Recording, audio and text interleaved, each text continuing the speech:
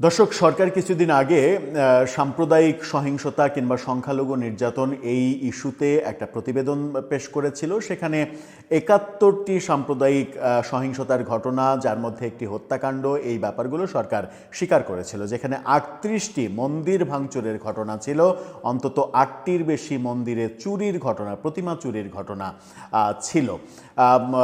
৭০০-র কাছাকাছি সাম্প্রদায়িক লোকদের, সাম্প্রদায়িক না, সংখ্যালঘু লোকদের সম্পর্ক রয়েছে এরকম ঘটনা ঘটেছে, কিন্তু সেগুলো সাম্প্রদায়িক সহিংসতা না, সাম্প্রদায়িক ইস্যু না, সেরকম বক্তব্য সরকারের পক্ষ থেকে আমরা পেয়েছিলাম। বিশেষ করে ভারতের পক্ষ থেকে উপর্যুপরি সমালোচনা, অভিযোগ, এগুলোর প্রেক্ষাপটে সরকার সেই ২০২৫ সালের একটা ফিরিস্তি প্রকাশ করেছিল এ মাসের শুরুতে। সেই ফিরিস্তির পরেও কিন্তু বাংলাদেশে থেমে থাকেনি। গতকালকেও একটি ঘটনা, গত পরশু দিনেও একটা ঘটনার খবর ভারতের বিভিন্ন মিডিয়াতে ফলাও করে প্রচার করা হয়েছে, নরসিংদীর একটা ঘটনা। আজকে প্রথম আলো একটা চাঞ্চল্যকর খবর দিচ্ছে, আবারও সেই নাসিরনগর, আবারও সেই ব্রাহ্মণবাড়িয়া, এবং এই নাসিরনগরে বারবার এই ঘটনা কেন ঘটছে? সেখানে মন্দিরে হামলা, চুরি, প্রতিমা চুরি, নানা ধরনের ঘটনা ঘটেছে, যেখানে প্রশ্ন আসছে যে বাংলাদেশে নির্বাচন যখন আসছে, নির্বাচনে নানা প্রার্থী, আমরা দেখেছি আজকেই মির্জা ফখরুল ইসলাম আলমগীর ঠাকুরগাঁতে তিনি সনাতন ধর্মের মানুষদের সঙ্গে কথা বলছেন, কথা বলে তাদেরকে আশ্বস্ত করার চেষ্টা করছেন। জামাতের পক্ষ থেকে নানাভাবে আশ্বস্ত করার চেষ্টা করা হচ্ছে, এনসিপির পক্ষ থেকে আশ্বস্ত করার চেষ্টা করা হচ্ছে, কিন্তু সরকার কোনোভাবেই এই সাম্প্রদায়িক সহিংসতার ঘটনা কিংবা সাম্প্রদায়িক এই ঘটনাগুলো কোনোভাবেই থামাতে পারছে না। আবারও নাসিরনগর, এই ঘটনাটা নতুন করে চাঞ্চল্যের সৃষ্টি করবে, এবং প্রথম আলো যখন এটাকে বেশ গুরুত্ব দিয়ে সংবাদ করেছে, তখন এটা আন্তর্জাতিক মিডিয়াতে চলে যাবে। কি ঘটলো আবার নাসিরনগরে? কত লক্ষ টাকার সম্পদ চুরি গেল মন্দির থেকে? চলুন একটু জেনে দেখি এই ভিডিওতে।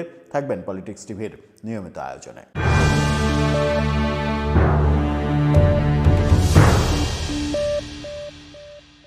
দর্শক, বলছিলাম ব্রাহ্মণবাড়িয়ার নাসিরনগরের কথা। সেই নাসিরনগরে আবারও মন্দির থেকে বহু প্রতিমা চুরির ঘটনা ঘটেছে, দানবাক্স থেকে টাকা চুরির ঘটনা ঘটেছে, এবং গভীর রাতে এই ঘটনাটা ঘটেছে বলে প্রথম আলো নিশ্চিত করছে। প্রথম আলোর শিরোনামটা দেখে নিন।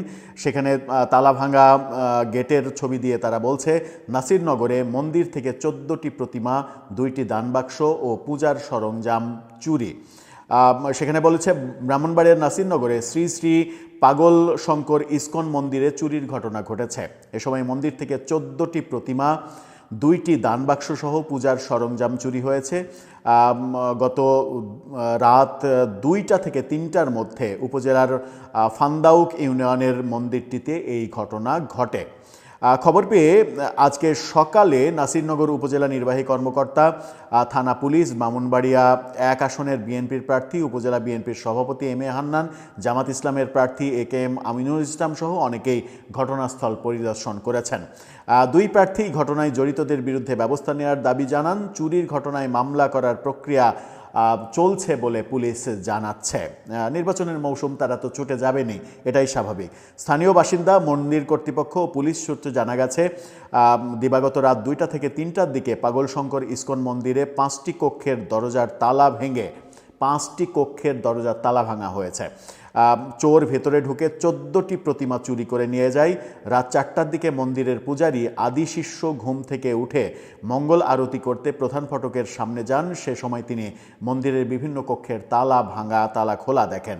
এরপর মন্দিরের সেবায়েত অধ্যক্ষ সুখদা বলরাম দাসকে বিষয়টি জানান। খবর পেয়ে সকালে পুলিশ এবং প্রশাসন ঘটনাস্থল পরিদর্শন করেন। মন্দির কর্তৃপক্ষের দাবি, মন্দির থেকে 14টি প্রতিমা চুরি হয়েছে, যার মধ্যে 6টি পিতলের প্রতিমা রয়েছে। চিন্তা করা যায় একটা পিতলের প্রতিমার দাম কত।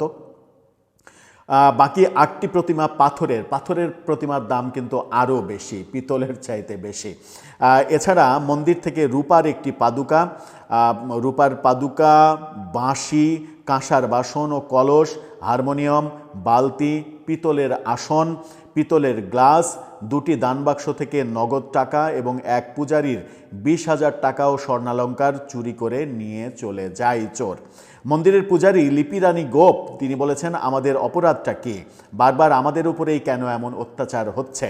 নিজেদের নিরাপদ মনে করছি না। যদি নিরাপদই মনে করতাম তাহলে কেন আমাদের মন্দিরে চুরি ডাকাতি হবে?